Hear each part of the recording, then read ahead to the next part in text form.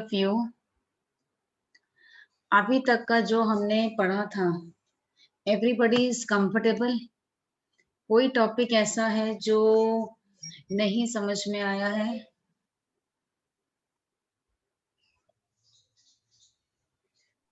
Ma'am अभी तक तो क्लियर है। अच्छा, ठीक है। तो अब जो बात हम करेंगे, it is actually a culmination of everything. ठीक है, जो हमने अभी तक पढ़ा है, ठीक है, वो सारों का एक नतीजा है जो ये टॉपिक हमने करना है। Ma'am good afternoon Ramnik. Ramnik क्यों डाउटफुल क्यों हो गया था? मैम मुझे ना इनवैलिड आईडी आई जा रही थी 2 बार, जब मैंने थर्ड टाइम कनेक्ट करा ना फिर हुई है वो कनेक्ट, इसलिए। अच्छा, there were some issues over here also, उसका कनेक्टिविटी का। बट एनीवेज, हमारी एक स्टैंडर्ड पासवर्ड और स्टैंडर्ड आईडी है, डोंट वरी अबाउट दैट। उसी से हमने हमेशा ही करना है, ठीक है।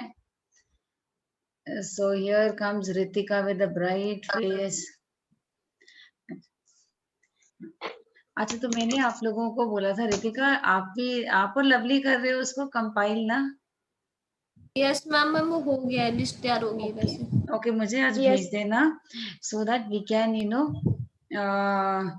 गिव द सीपी का जो काम है वो बाकियों को भी मिल जाएगा।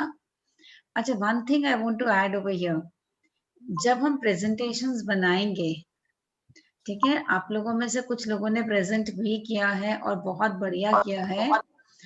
जब पीपीटीज बननी है तो एक चीज ध्यान में रखना सारे, कि आप अगर पिक्चर्स कुछ और एडिशनल इंफॉर्मेशन उस टॉपिक पे ऐड करना चाहते हो, टुवर्ड्स द एंड आप वो भी ऐड कर सकते हो।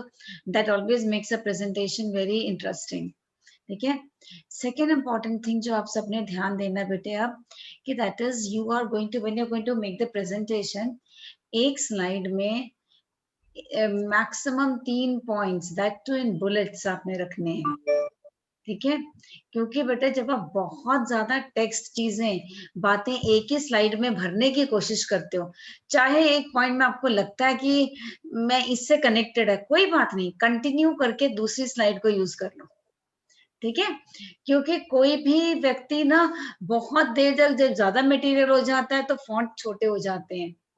ठीक, जब फॉन्ट छोटा होता है, जब आप एक हॉल में प्रेजेंटेशन दे रहे हो, तो लोगों क्या, एक तो वो पढ़ भी नहीं पाते उस चीज को, और दूसरी बात क्या होता है, अटेंशन लेवल इतना ज्यादा टेक्स्ट देख के आप वैसे घबरा जाते हो, इंसान बोर हो जाएगा। तो कोशिश किया करो कि एक स्लाइड में मिनिमम 6-7 लाइन से ज्यादा आपकी नहीं आनी चाहिए, may let it be 8, not more than that. ठीक है, और फॉन्ट हमेशा कोशिश करो कि आपका 16 प्लस पे ही रहे। 14 पे बहुत छोटा हो जाता है, स्लाइड में नहीं इतना कम क्लियर होता। 16 एंड अबव, फाइन। तो इन चीजों का आपने ध्यान रखना है, और आपको जो अब टॉपिक्स हम देंगे, जिसने प्रेजेंट कर दिया है वो हम नहीं दोबारा बनाएंगे, we will be taking up new topics, fine. Now coming to what we are going to discuss now, actually जो आपका सिलेबस हमने क्लिप कर दिया है, काफी ज्यादा काटा गया था, हमने इतिहास को छोड़ा था। अगर हम प्रॉपरली उसको देखते हैं तो वी लेफ्ट इट नेपोलियन के बाद वियना कांग्रेस। ठीक है, तो आज मैं उस टॉपिक, मेन टॉपिक पे आने से पहले थोड़ी सी आपको भूमिका देना चाहती हूँ कि विश्व में क्या चल रहा है। ठीक है, so what is happening is, बेटा वियना कांग्रेस में जो नेपोलियन ने चेंजेस लाए थे उसको हमने दोबारा से चेंज करने की कोशिश की। ठीक है ना, तो दोबारा से पूरा यूरोप का नक्शा बदल दिया गया, फ्रांस को कमजोर कर दिया गया। ठीक है, बट ऐसे टाइम पर जब नेपोलियन हट गया तो ऑस्ट्रिया पावरफुल हो गया। ठीक है, तो ऑस्ट्रिया का जो एक चांसलर था, जिसको हम प्राइम मिनिस्टर का कहते हैं, दर्जा हमारे यहाँ पर अगर देखोगे इक्विवेलेंट टू दैट, तो उसका नाम था मेटरनिक।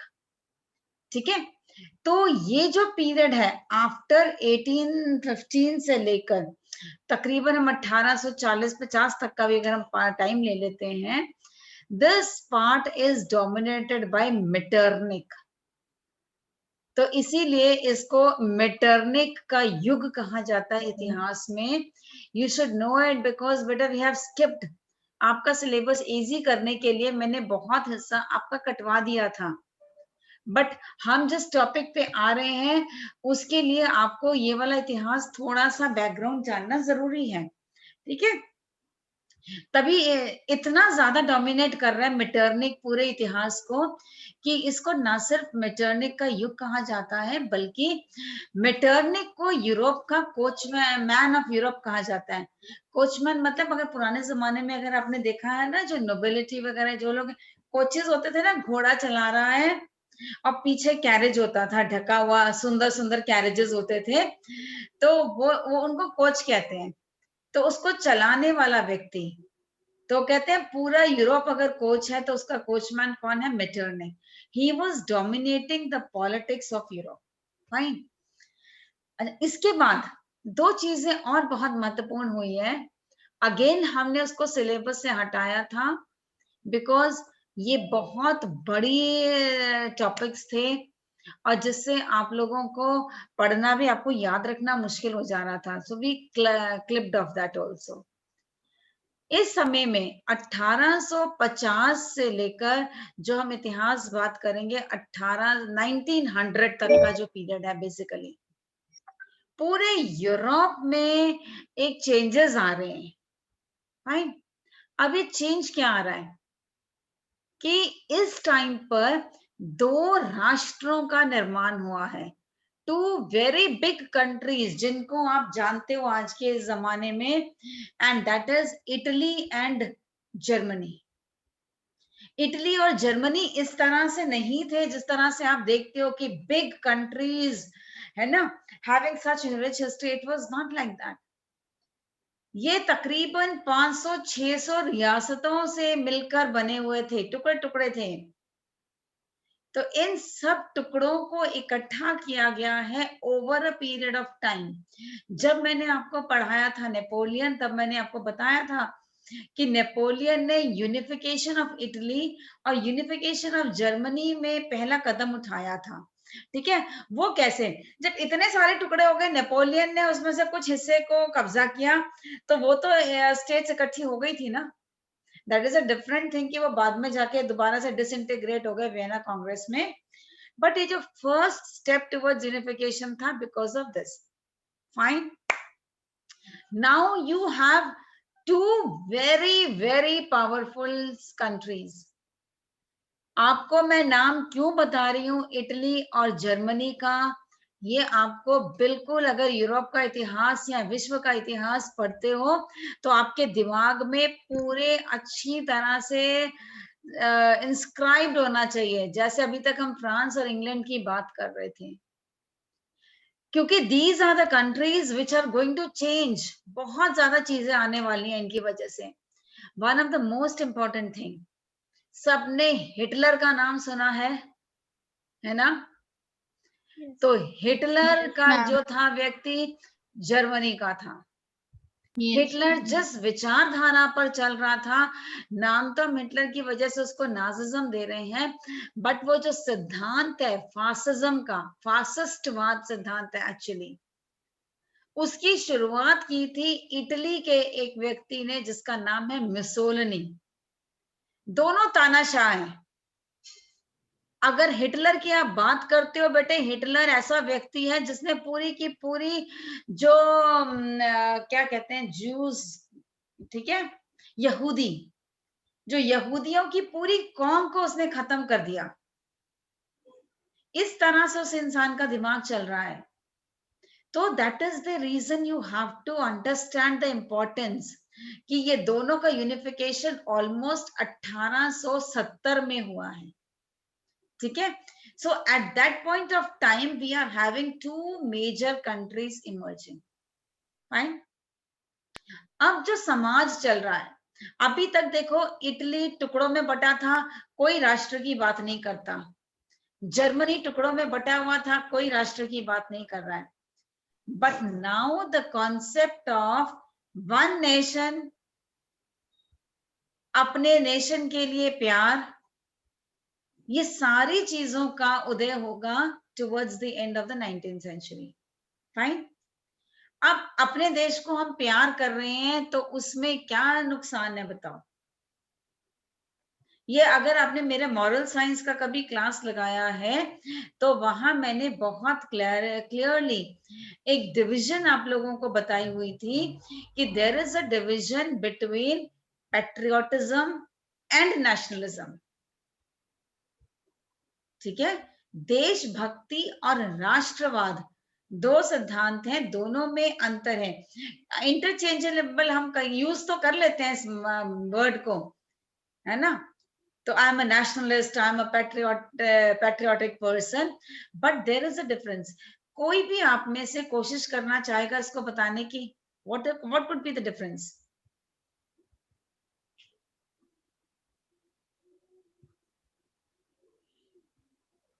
कोशिश करोगे बेटे आप लोग? नहीं करना चाहते? Anyways, not an issue. Main problem है आप लोग अभी तक मेरे साथ इतने साल से पढ़ के भी आप लोग शर्माते हो बोलने में. You know your friends also. Still you are hesitant in speaking, not an issue, but ऐसा नहीं करो बेटे, because very soon all of you are going to face interviews. Confidence level को बढ़ाओ अपना, ठीक है. हाँ, तो मैं आपसे बात कर रही थी पेट्रियोटिज्म एंड नेशनलिज्म का बात होता है बेटे. We are talking about one nation. ठीक है, हम अपने देश की बात कर रहे हैं और उस देश की बात, जब नेशनलिज्म की बात आती है ना बेटा, उस टाइम पर क्या होता है, हमारे अंदर ये भावना होती है कि हमारा देश सुप्रीम है. ठीक है, और वो चाहे हमारे देश में बुराई है या अच्छाई है, हम उसके आगे किसी और को कुछ नहीं समझते. दूसरे कंट्रीज को हम नीचा दिखाना चाहते हैं.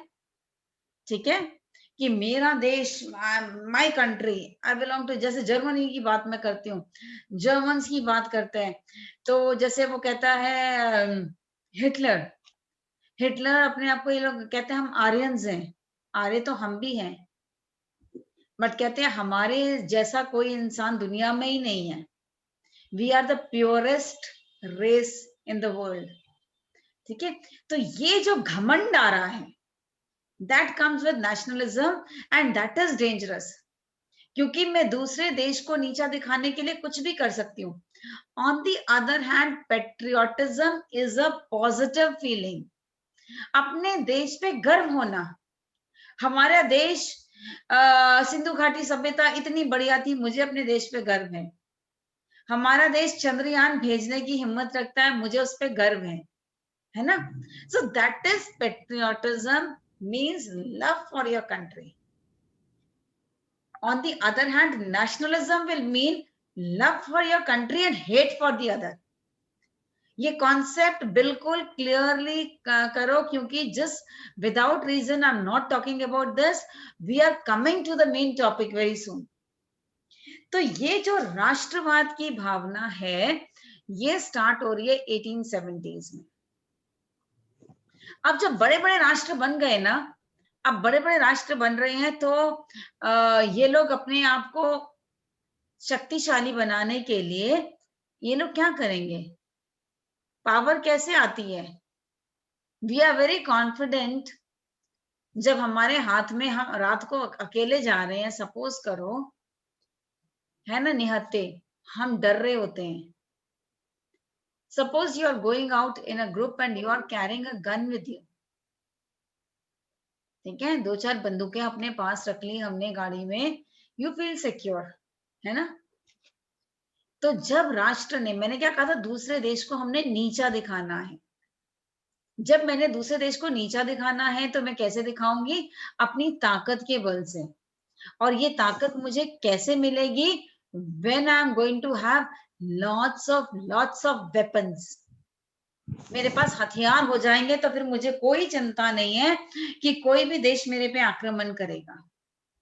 तो ये जो समा है आफ्टर 1850 ऑनवर्ड्स, 1850 से हम 1900 तक की बात मैं कर रही हूँ, ये 50 सालों में ये सारे देशों में होड़ लग रही है अगर आप देखो ना, इंडिया ने न्यूक्लियर पावर थी हमारे पास, पाकिस्तान ने साम दंड भेद किसी भी तरह से करके उन्होंने भी अपने आप को न्यूक्लियर पावर बना लिया, क्योंकि अगर उनके पास न्यूक्लियर हथियार नहीं होते तो वो इंडिया से डरे रहते हमेशा। समझ में आ रही है? So this is, though they may not be needing it, but they are taken it because to safeguard themselves from India. तो ये पूरा एक ये जो फेज में हर कंट्री दूसरे कंट्री से आगे कोशिश कर रहा है बढ़ने की, और करने में क्या कर रहा है, ये हथियारों को इकट्ठा करता चला जाता है। पूरा वर्ल्ड जो है ये ऑलमोस्ट एक हथियारों के ढेर के ऊपर खड़ा हो गया इस टाइम पर। Fine, next thing what is happening is, मैंने आपको अभी जो लास्ट टॉपिक हमारा खत्म किया है उसमें I have been telling you कि औद्योगिक क्रांति ने एक इम्पीरियलिज्म की होड़ लगा दी थी। बात की थी ना हमने, एक देश का दूसरे देश के ऊपर कब्जा, ठीक है। अब किसके लिए कब्जा हो रहा है? कच्चे माल के लिए, और हो रहा है मार्केट्स के लिए। ना why do they need this? हमने औद्योगिक क्रांति शुरू की थी इंग्लैंड में, तो इंग्लैंड ने पहले क्या किया, अपने अड़ोसी पड़ोसी यूरोप के देशों को सामान बेच दिया, दे वर फाइन। बट जब अड़ोसी पड़ोसियों में, जैसे फ्रांस में भी क्रांति हो गई, जर्मनी में भी क्रांति हो गई, इटली में भी औद्योगिक क्रांति हो गई, सबके घर में मशीनें लग गई, तो वो इंग्लैंड का सामान क्यों आने देंगे? साथ में उनको भी तो कहीं बेचना था ना। तो इन लोगों ने बेचना शुरू किया अफ्रीका और एशिया में, और ये सारी कंट्रीज में रेस लग गया कि कौन पहले अफ्रीका की। अगर आप इंडिया के एग्जाम्पल भी देखते हैं ना बेटे, आपने देखा है ना, इंडिया में भी 4 देश आए थे, ठीक है ना, डच भी आए, फ्रांसीसी भी आए, पुर्तगाली भी आए, अंग्रेज भी आए। वो तो अल्टीमेटली चलो अंग्रेज रह गए। तो इस तरह की लड़ाइयां शुरू हो गई मैक्सिमम कॉलोनीज को लेने के लिए, ठीक है।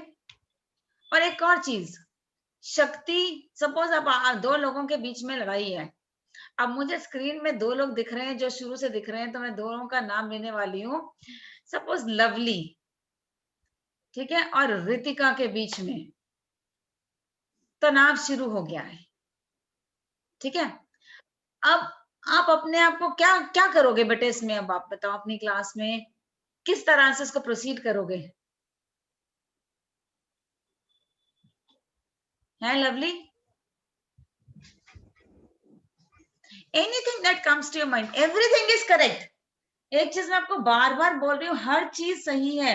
आप जो भी नजरिया दोगे वो उसी पे हम बात करेंगे। Ritika wants to say something.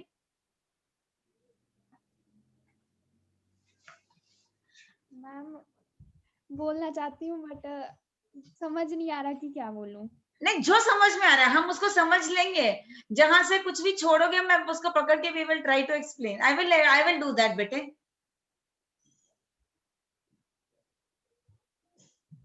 Lovely दूर है, कैमरे में कुछ नहीं कहेगी, चिंता ना कर, तो कुछ भी बोल। नहीं मैम ऐसा नहीं है, बट मेरे को समझ नहीं आ रहा कि मैं क्या बोलूं। अच्छा, अगर सही हूं तो बताना। अगर ऐसा ही करोगे, सबसे पहले तो आप अपने आप को ताकतवर करोगे। कैसे कर सकते हो भैया? हम कोई गुंडे तो है नहीं कि हम बंदूकें रख लेंगे दोनों, है ना, ऐसा काम हम नहीं करने वाले।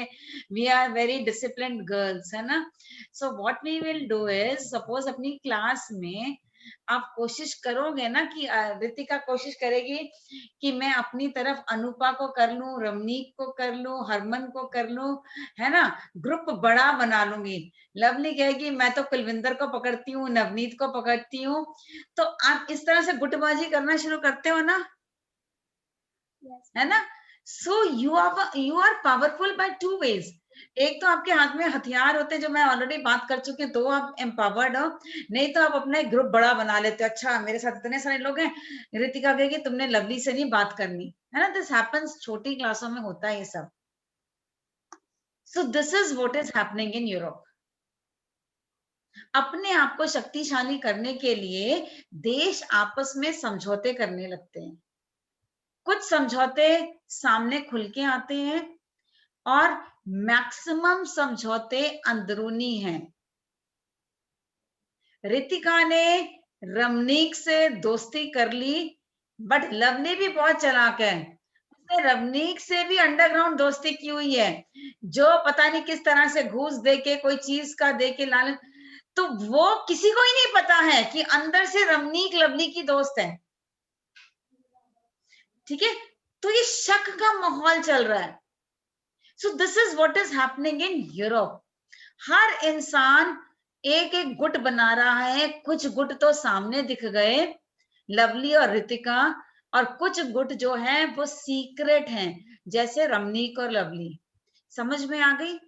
तो ये सारा जो माहौल बना हुआ है इस टाइम पे यूरोप में, this is going to lead to a conflict. ऐसा युद्ध होगा अब जिसमें सब लोग इन्वॉल्व होने वाले हैं। लवली ने कुलविंदर को घसीट लिया, नवनीत को घसीट लिया, हो सकता है कि नवनीत की सहेली वरणजीत है, वरणजीत भी लवली की तरफ आ गई, वरणजीत की दोस्त दलजीत है, दलजीत भी लवली की तरफ चली गई। इस तरह रितिका का भी जाल बिछा हुआ है। ये सारे interconnection led to the First world War. मैं क्यों पहला वर्ल्ड वॉर बोल रही हूँ? पहली लड़ाई होती है सीधी लवली और रितिका में, बट इस टाइम पर ये सारे लोग मिल गए हैं, और मिलके जो भयंकर युद्ध हो रहा है उसको हम क्या कहते हैं? प्रथम विश्व युद्ध। So that is now in your syllabus. ये पीछे का सारा इतिहास आपका हमने इरेज कर दिया था, कि सिलेबस बहुत ज्यादा आपका हमने कम किया था, but this history you had to know, इसलिए मैंने आपको ये सारी बैकग्राउंड दी है। Is it clear to all of you? ठीक है, तो कल हम लोग जो टॉपिक स्टार्ट करेंगे इसी का, these are the things which will come up, these are all the causes of first world war. Okay, चलो, take care all of you. Any issues you can always, thank you ma'am. कभी भी आप पूछें, कितने बार भी पूछें, I will be putting up this recording, you can see. ठीक है, ओके बेटा, बाय, टेक केयर।